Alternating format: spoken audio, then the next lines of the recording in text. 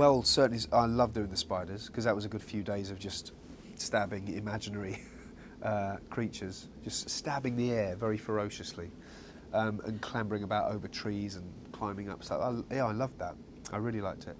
The dragon, of course, was great fun. It's technical, because it's all cheated eye lines, and it's all, lines being read in, and you not actually seeing anything or hearing the character's voice, but they're great scenes. You know that as you do them, the stakes are high. It's really, really important stuff that you're playing. So it'll look. It's Peter Jackson. It's going to look good. Barrels was great fun. Yeah, it's like the more you remember it, there's these huge kind of set pieces that are in this film that most films would want to have one of those. We've got about 5.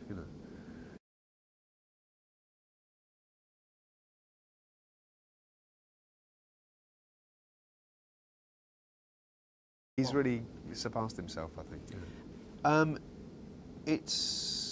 When you're on a new set, the sets are the best things I've ever seen. Whether it's Mirkwood or Lake Town or this set, Smaug's lair. I've never seen anything like that, and so all the actors would wander around for the first day, just going, "Jesus Christ, have you seen it? This is just..." and seeing bits that they've made, painstakingly crafted, and then a few days later you are used to that, and then you want the next one, and then you want the next one, and when you're on location in New Zealand, the landscape is so beautiful. You feel very, very lucky to have that. But then equally, you're spending a lot of days just in front of a green wall, looking at tennis balls. So it swings and roundabouts.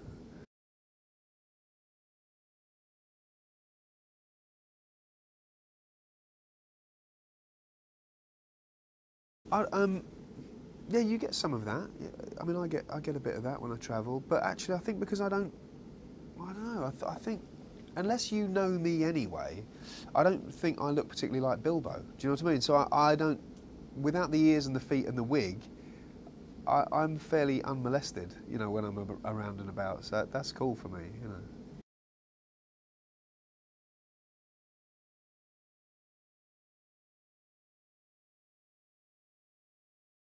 I hope so. Yeah, I hope so. I really like it. I think it's a good film. It's a good, big, epic film. I hope they like it. I think it's probably better than the last one.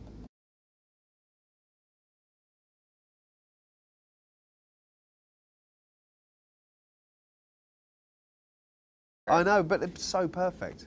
Because I saw another film recently that I won't name, but it's a very popular film, and it's a popular sequel, the first of which I loved.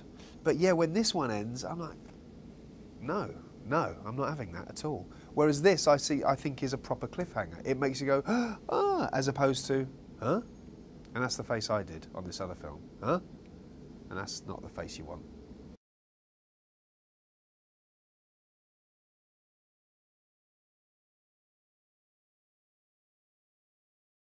I do. I don't want to be bored, and I don't want to be boring, and I think it's very easy if you're doing the same take 20 times exactly the same way with no change in intonation or anything. Life is way too short to do that, you know what I mean? So, no, I'd much rather play. It's why I got into acting in the first place. To play and have fun and discover how this character thinks about something. And sometimes you can't pre-plan what a character thinks. It's that old phrase, how do I know what I think until I hear what I say? And you can plan what the character, how we're going to say it, whatever, in your bathroom at home, the night before. But actually, until you just try something, and you think, oh, that's the key to this scene, actually, and I never knew that until it comes out of your mouth, So just, yeah, playing with it is much more fun, and I think a lot more effective in my case, anyway.